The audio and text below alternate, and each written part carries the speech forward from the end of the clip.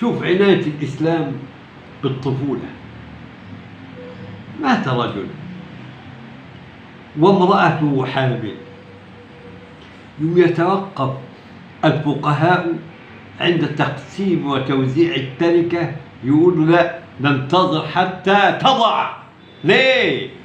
الطفل ده يجب أن نعلم أهو ذكر أم أنثى حتى يتبين لنا كيف نوزع الميراث.